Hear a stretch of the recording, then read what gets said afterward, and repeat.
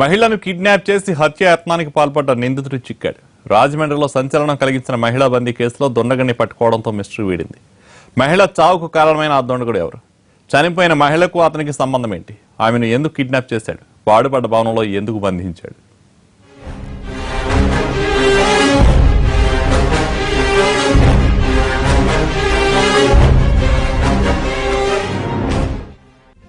మహిళపై అత్యాచారం, హత్యాయత్నం చేసి డబ్బు నగలతో పారిపోయిన కిరాతకుడు వీడే. పేరు నవీర్ రసూల్ అలియాస్ పెద్దపులి.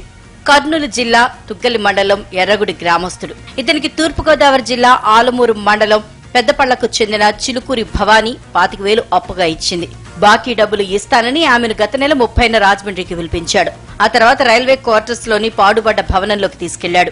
మొత్తమంది కలిపిన కూల్ డ్రింక్ ఆమెకిచ్చాడు. ఆమె అపస్మారక స్థితిలోకి చేరుకోగానే అఘాయిత్యానికి పాల్పడ్డాడు. భవానీని తాళతో బంధించి ఆమె ఒంటిపై ఉన్న 34 గ్రాముల బంగారు గొలుసు, 30,000 నగదు తీసుకుని పారిపోయాడు.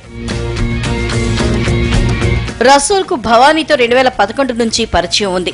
రసూల్ రైల్వే స్టేషన్ లో కాంట్రాక్ట్ పనులు చేస్తుండగా స్టేషన్ సమీపంలో ఉండే జ్యోతిష్కుడికి భవానీ వంట చేసేది. ఆ సమయంలో వారికి పరిచయం ఏర్పడింది.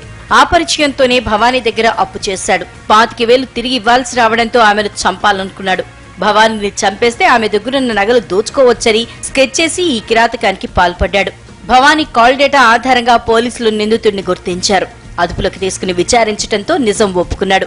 రసూల్ ని అరెస్ట్ చేసిన పోలీసులు అతడి నుంచి 34 గ్రాముల బంగారం, 30,000 నగదు స్వాధీనం చేసుకున్నారు. గుత్తిలో ఉన్నటువంటి మునపురం ఫైనాన్స్ కంపెనీలో ఆమె ఆభరణాలని అక్కడ తాకట్టు పెట్టడం జరిగింది. నిన్న ఆభరణాలన్నింటినీ కూడా రికవరీ చేసి ఈ గోల్డ్ చైన్స్, తర్వాత 30,000 క్యాష్, తర్వాత అతని సెల్ ఫోన్ కూడా సీజ్ చేయడం జరిగింది. సెక్షన్స్ ఆల్టర్ చేసి 376, 300, 394 సెక్షన్స్ కింద ఇతన్ని ఈ రోజు జ్యుడిషియల్ రిమాండ్ కి తరలించారు. పాడుబడ్డ భవనంలో భవానీని బంధించిన వారం తర్వాత కూలీలు గుర్తించారు. పోలీసులకు సమాచారం ఇవ్వడంతో ఆసుపత్రిలో చికిత్స చేయించారు.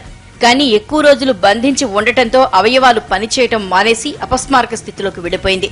మెదడు నరాలు దెబ్బతినటంతో పాటు ఆహారం, నీరు అందకపోవడంతో భవానీ చనిపోయింది. మొత్తానికి 15 రోజులుగా మిస్టరీగా మారిన ఈ కేసుకు పులి స్టాప్ పెట్టారు పోలీసులు.